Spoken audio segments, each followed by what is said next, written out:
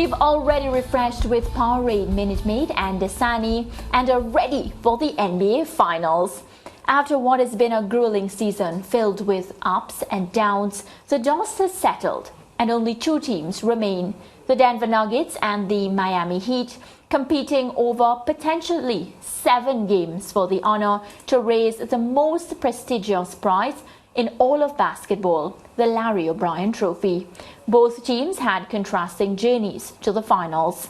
The Denver Nuggets lost a total of 3 games in brushing aside the Timberwolves, Suns and Lakers, while the Miami Heat had to go through the play-in before comfortably beating number 1 seed Milwaukee Bucks as well as New York Knicks, but were carried the distance by the Boston Celtics. The odds makers have given the Nuggets the edge, but Western Conference Finals MVP Nikola Jokic says he feels there is no clear favorite in this series. Who said that we are favorites? The media? Las Vegas. And Las Vegas told us that we were underdog before. It's not correct, I think. I mean, I think we are not the favorites. I think in the finals there is no favorites. This is going to be the hardest game of our life, and we know that, and we are prepared for that. We are preparing and prepare for that. So I think there is no favorites, and definitely I think we are not favorites in this series. I think they are not either. I think it's just the finals. You know, there is no favorites in the finals. My opinion. Meanwhile, Eastern Conference Finals MVP Jimmy Butler has been speaking about his desire to win championships. That's how I view it. We don't play to, and it wasn't disrespectful because I love Bam, and I'm very grateful to be able to win the Eastern Conference. But I've done that before. I have. I want to win an NBA championship. That's the reason why they put this squad together. I don't play for the Eastern Conference Finals MVP. I won't play for the Finals MVP. Could care less. I play for Mr. O'Brien. Well, for an occasion so momentous, we had to draft in our NBA expert, Alister Albert. Alister, let me know who you're backing for this series. Good afternoon. Good afternoon now, boy. Momentous occasion it is. The finals are here. Of course, this is the culmination of the NBA season, and I am looking at the Denver Nuggets to take this championship, their first ever for the franchise, in their first appearance in the finals. But, you know, like Nikola Jokic kind of tried to articulate there in his press conference, you know, he wanted to, you know, pay the Miami Heat respect and kind of say that, you know what, this is at a stage where everyone is going to be playing at their hardest, and we cannot take anyone for granted. And he's right, because what we've seen from the Miami Heat, this whole playoff run, is a team that you should not take for granted because they continue to elevate every single round they have gone through. But if we had to just look at the regular season, just pattern for the Nuggets and against the Miami Heat, the last two seasons they've defeated them all 4 games. And Nikola Jokic, of course, has been the dominant force within that whole time. And it looks like, just based on that, it could be an outsized, outmatched series for, in favor of the Nuggets. But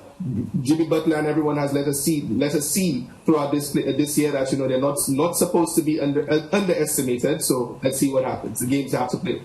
Right. Well, because it's such a big discussion, we also drafted in Kimani Ffriend. Kimani joins us via phone. Kimani, good afternoon. How are you doing? Good afternoon, guys. How are you guys doing? We're doing well. Of course, we have a hot NBA final, and I'm excited to hear who you think are favorites for this one. Well, I mean, I'm going to have to go with the Denver Nuggets, and I'm going with them in 6. Oh. I believe that Denver is a stronger team. They have a deeper roster. They're bigger. They have a lot of size, and it's going to be difficult for matchup with the Miami Heat. I mean, we definitely can't count them out. I mean, we have to be honest. That run as an 8th seed all the way to the finals is definitely remarkable, and everybody's been counting them out. So definitely can't disrespect them, but I'm going to have to pay for the Denver Nuggets with this one.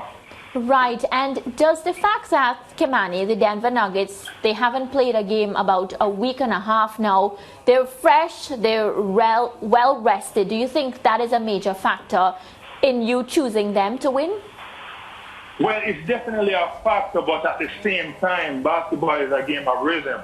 I would have to say, with the Miami Heat just coming off of that 7-game series with the Boston Celtics, the timing, the rhythm is still there, but they're going to Denver.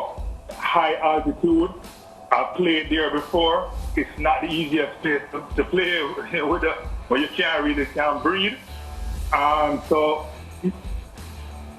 in the finals, especially in history, 86% of the games are won by the home team. And Denver so far during the playoffs, their potent offense has been number one by a far margin. Right. Well, Alister, I'll have to pose the same question to you. One, do you think rest will be a major factor? Because you also selected the Denver Nuggets to win. And two, are you worried that Jimmy Butler might suffer from, fatigue because he's been on the go for some time? Well, to answer the first question in terms of whether or not rest will affect the Nuggets, I don't believe so. I think Mike Malone is going to have these guys ready to play. Despite them resting, resting in the eyes of not playing national TV games. But I think Mike Malone will probably have been at them in the gym, trying to get them sharp, going through defensive sets, looking at a lot of film of the Miami Heat the last few times they played them in the regular season, but also their postseason run to try to understand, what they could do against them. So I don't think, the rest will necessarily affect them because mentally they're totally engaged. And like Kimani said, they're playing at home, the way they understand how to play with the altitude and, the level of effort that is required to play a skilled, competent basketball game. So I don't think the rest is going to affect them. Where Jimmy Butler is concerned, I think he's going to come in with that momentum, and I think he's going to be the killer that he is as usual on the court. But, of course, there will be an adjustment to the conditions, like Kimani mentioned, and also, just the size, the sheer size and the skill of the Denver Nuggets. I think there's a talent deficit we have to keep in mind for against the Miami Heat, against this team. Tyler Hero is still not going to be playing. Victor Oladipo is out. Caleb Martin is no longer a surprise to anyone. So I think they have to really look out at that. And I think that's where Denver Nuggets, I think, has the advantage where that's concerned. Yeah, talking about advantage, Alister, can you break down for me, player for player, position for position, where you think the Denver Nuggets will have the advantage in this series? Yeah, that's good. And if the guys your production team could kind of help me out here, we kind of had a little bit of a discussion about this where I kind of wanted to see what my advantages were. And looking at the lineup, the position lineups, I had Gabe Vincent, of course, against Murray, the point guards. I think Jamal Murray, in terms of his offensive capability and his size advantage on Vincent, will probably be the advantage there. Strus and Caldwell Pope, I think Caldwell Pope is a little more defensively minded and will probably be able to shut down Strus. Not shut down, but be able to contain him. Jimmy Butler against Porter Jr., I think there's probably a little bit of an advantage against with Jimmy Butler that he's here. Porter Jr., as I mentioned a couple of times, he has a bit of an indecisive nature about him when he's on the court. A little bit of an advantage, Alister. Say that again? A little bit of an advantage. Well, not a little. Okay, let's take a little bit of an advantage, yeah, because Michael Porter Jr. is a competitor. This guy is going to come out and play. This is the final. So I think, Jimmy Butler, of course, coming into this new atmosphere, this new team and environment that he'll be taking again, I think, they have to give him the edge for now until he kind of continues to prove he's like this MJS player that he's going to be. Caleb Martin, who's balled out this whole season against Aaron Gordon. I think this is a little bit even. Caleb Martin has to kind of prove he could do what he did in the last round against the finals.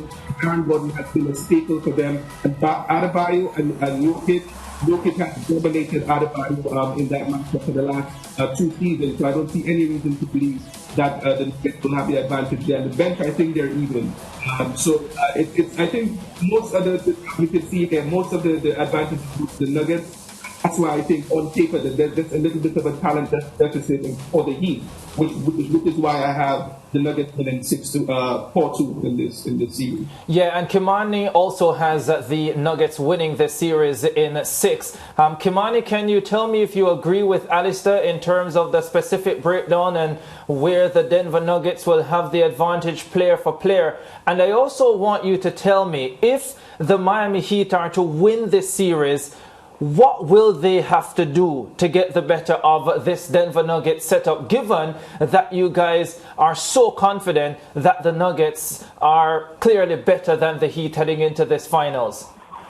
Yeah, well, I definitely agree with Alex here. I mean, like I said earlier, the Denver Nuggets are bigger. They're a bigger team. I would say that when it comes to penetration into the key, the Miami Heat are one of the best at doing that, and they ranked fourth in the whole regular season in that department. So, but if you watch when the Miami Heat are playing, they tend to play a lot of zone. They pressure the ball full court, to try to don't give the time for the guards to come down in offense and get time to settle, run down the clock, try to get a rush stop. Another thing that you will see what the Miami Heat will try to do to put pressure on the Denver Nuggets is try to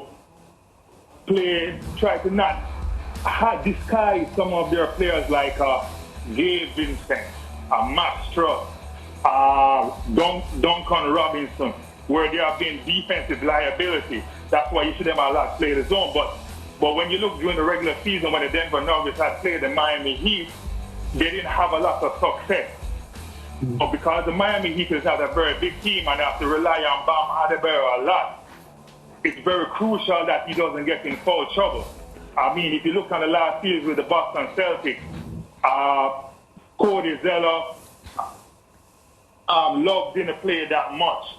They're going to have to be an integral part of this series, and they're going to have to come on base. But, I mean, you're talking about the Joker. I mean, he's definitely one of the best. Two-time MVP, Western Conference Final MVP, and he hasn't shown really any weakness. He's very good passer out of the post. He's one of the rare big men in the league right now that can play with his back towards the basket. So he's going to be a defensive nightmare down low.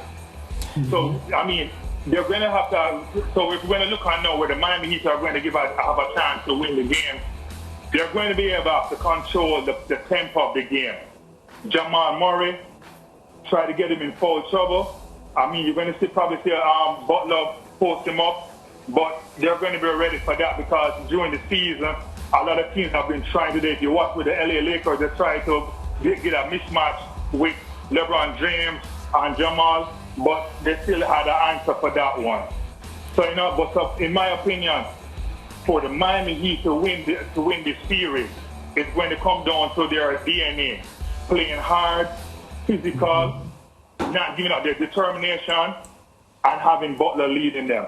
Yeah, sounds good. I'm glad you brought up Nikola Jokic and his abilities and just what an all-round talent he is. I was thinking about this today, and I want, and I'll start with you, Alister, for you to talk to me about Nikola Jokic as it relates to how he compares to some of the very best big men who have played the NBA, from Kareem to Will to Shaq. We're talking about Bill Russell.